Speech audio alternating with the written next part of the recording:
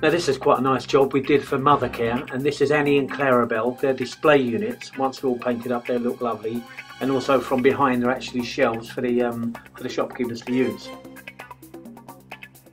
Here we're making a pattern of the front engine, and then we lay up the mould, and this is a production mould in order to get 5 or 6 from.